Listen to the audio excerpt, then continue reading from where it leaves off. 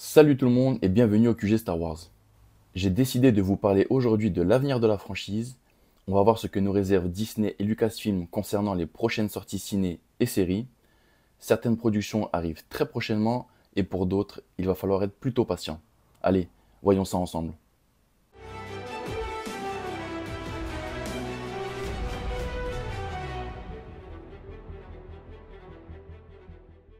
Alors, la série qui arrive très vite et qui est même peut-être sortie à l'heure où j'enregistre la vidéo, c'est Lego Star Wars Rebuild de Galaxy, qui sortira le 13 septembre sur Disney+.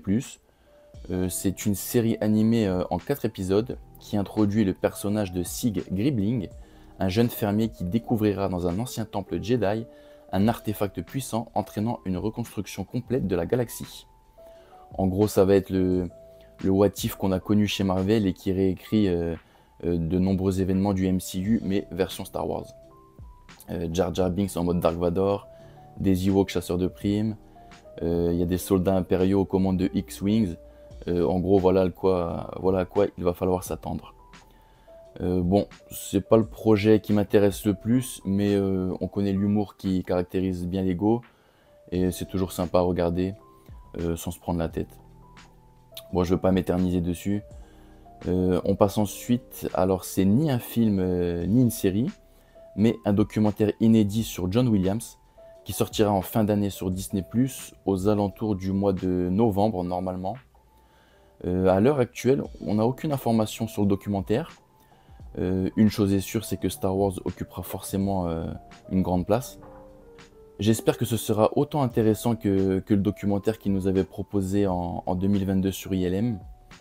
En tout cas, je suis vraiment intéressé d'en apprendre plus sur le plus grand compositeur de l'histoire du cinéma. C'est tout simplement une légende, hein. Donc perso, ça m'intéresse. On va ensuite conclure l'année 2024 avec Skeleton Crew, qui débarquera sur Disney Plus le 4 décembre avec les 2 premiers épisodes. Skeleton Crew, c'est une série de 8 épisodes qui va nous raconter l'histoire d'un groupe d'enfants qui découvrent un mystérieux secret sur leur planète et qui vont accidentellement se perdre dans la galaxie. Et en gros, on va suivre leurs péripéties pour retrouver le chemin de la maison. À savoir que la série fait partie du Mandoverse, donc se déroule à la même époque que Ahsoka, The Book of Boba Fett et The Mandalorian. Donc attendez-vous à voir ou revoir des visages connus, surtout que Favreau et Filoni ont travaillé sur le projet, et on connaît Filoni, on sait qu'il adore placer ses personnages comme ça, à droite à gauche. La série est réalisée par John Watts. C'est le réalisateur de la trilogie Spider-Man avec Tom Holland. Côté scénario, c'est Christopher Ford qui a également travaillé sur Spider-Man.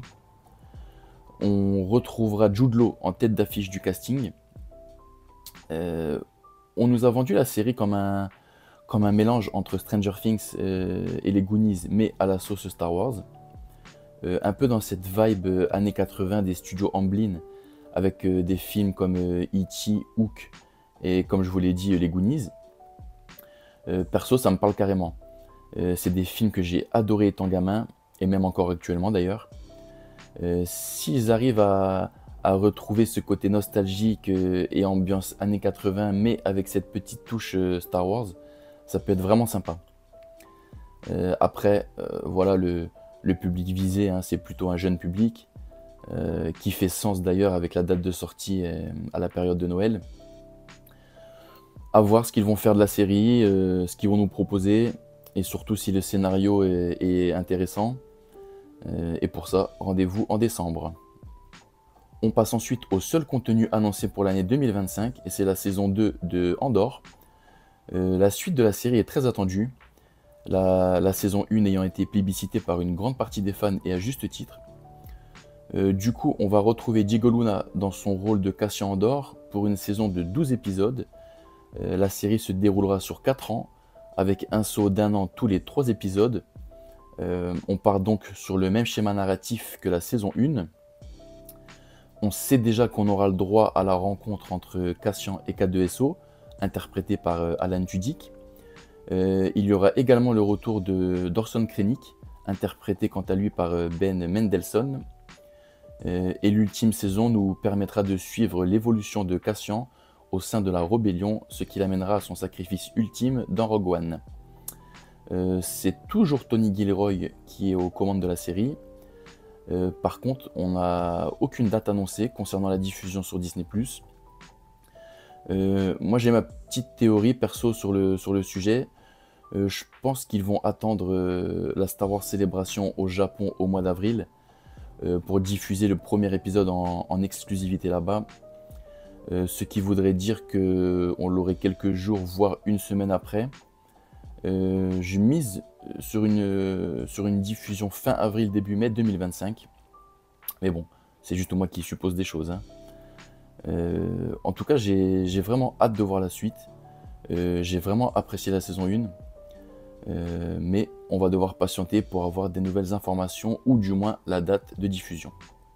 Alors du coup, comme je vous l'ai dit, seulement un projet pour l'année 2025, c'est un peu maigre, mais on va s'en contenter et puis de toute façon on n'a pas le choix. J'espère qu'on aura au moins des grosses annonces à la Star Wars Célébration pour compenser. Il y a également des rumeurs actuellement comme quoi Lucasfilm travaillerait déjà sur le développement de plusieurs nouvelles séries, mais pas encore annoncées. Je pense qu'ils ont appris de leurs erreurs du passé. À l'époque, ils nous avaient annoncé 10-15 projets et la moitié n'ont même pas vu le jour. Là, au moins, quand les annonces vont tomber, on saura que c'est du concret et que les projets sont déjà en développement. Et ça, je pense que c'est une bonne chose. Et donc, rendez-vous en avril pour, je l'espère, des annonces du côté de la Star Wars Célébration. En parlant de concret, on sait que la saison 2 d'Ahsoka est en préparation. On a eu des informations d'ailleurs la semaine dernière de la part de Natasha Liu Bordizzo, donc l'interprète de Sabine Wren, comme quoi le tournage commencerait aux alentours de l'été 2025. Il faudra donc attendre au moins jusqu'en 2026 pour suivre la suite des aventures d'Ahsoka, mais pour l'instant on n'en sait pas plus. On va maintenant passer au film, et je peux m'avancer de manière certaine en disant qu'il y a 3 projets qui arriveront au cinéma dans les prochaines années. Et le premier en date, c'est The Mandalorian and Grogu, prévu pour mai 2026. La date est officielle. On a eu confirmation lors de la D23, la convention Disney, que le tournage a bel et bien commencé. On a eu le droit également à un nouveau logo. Et pour ceux qui étaient sur place, à un teaser. Je vous mets quelques images qui ont leaké sur internet. Alors désolé pour la qualité, c'est pas top. On a pu voir Zeb de Rebels qui est déjà apparu dans la saison 3.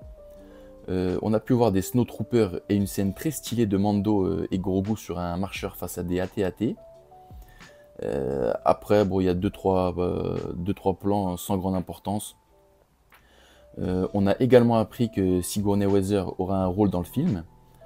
On risque aussi de voir Mando sans son casque, puisque Pedro Pascal aurait tourné quelques scènes en amont de son tournage des 4 Fantastiques. Concernant l'histoire, on n'en sait pas plus. Je suppose qu'on va suivre le duo pour une mission en mode chasseur de primes. Est-ce qu'on va en apprendre plus sur l'origine de Grogu et son avancement dans la force, j'ai envie de dire. Je l'espère. Maintenant, j'ai un doute sur le choix de mettre le film au cinéma et non sur Disney+. Perso, je suis très content de revoir enfin du Star Wars au cinéma. Mais là, il y a un background entre les deux persos. Il y a un contexte, il y a 3 saisons derrière. Ils vont devoir expliquer ça dans le film, car tout le monde n'a pas forcément regardé la série. Je me demande si ça va parler, si ça va intéresser les spectateurs lambda qui ne consomment pas toutes les productions Disney. J'ai un doute. Mais en tout cas, c'est le retour enfin de la franchise au cinéma, et ça c'est génial. Alors ensuite, il y a 2 dates cochées dans le planning Disney concernant les sorties films au cinéma. Décembre 2026 et décembre 2027. On sait qu'il y a 3 projets dans les tuyaux chez Lucasfilm en ce moment. Donc le film sur le nouvel ordre Jedi de Rey, qui sera réalisé par Charmin Obachinoy, le film de James Mangold sur l'origine des Jedi, et le film de Filoni centré sur la Nouvelle République qui devrait conclure le Mandoverse. Logiquement, ça devrait être le film avec Rey qui devrait prendre le créneau de décembre 2026. Le film se déroulerait plusieurs années après les événements de l'ascension de Skywalker, et on suivrait Rey essayant de restaurer l'ordre Jedi. Bon, après, il n'y a rien d'officiel, mais si on suit le timing et l'avancement du projet, c'est celui qui paraît quand même le plus crédible pour être en salle en 2026. Concernant 2027, ça va se jouer entre les deux autres films du coup. On n'a pas plus d'infos que ça. On sait que le film de James Mangold devrait nous ramener plusieurs milliers d'années en arrière avant la saga Skywalker, et on explorerait l'origine des Jedi. Concernant le film de Filoni, on sait juste que le film devrait rester dans l'univers du Mandoverse et sans doute conclure l'histoire autour de ces personnages. Perso, je mettrais une pièce sur le film de James Mangold et les origines Jedi. Je pense que Filoni sera trop occupé avec la saison 2 d'Ahsoka et le film Mando Grogu pour pouvoir en même temps travailler sur le projet du film et l'avancement du film. Mais ça, seul l'avenir nous le dira. En plus, on connaît un peu Disney maintenant et Lucasfilm. On sait qu'ils peuvent nous sortir un projet du chapeau à tout moment, le caler comme ça, ou même annuler un projet déjà bien avancé. Donc, on verra bien. C'est tout ce que je pouvais vous dire sur l'avenir de la franchise au cinéma et sur Disney+. Il y a quand même pas mal de choses intéressantes qui arrivent, et notamment une année 2026 qui s'annonce chargée. Et en attendant, on va patienter tranquillement jusqu'en décembre pour la prochaine série Skeleton Crew. Sur ce, je vous laisse. Je vous dis à très bientôt pour de prochaines vidéos. N'hésitez pas à liker et partager, ça me donne un petit coup de pouce concernant le référencement sur YouTube. N'hésitez pas à vous abonner également si le contenu vous plaît. Je vous dis à très bientôt, que la force soit avec vous.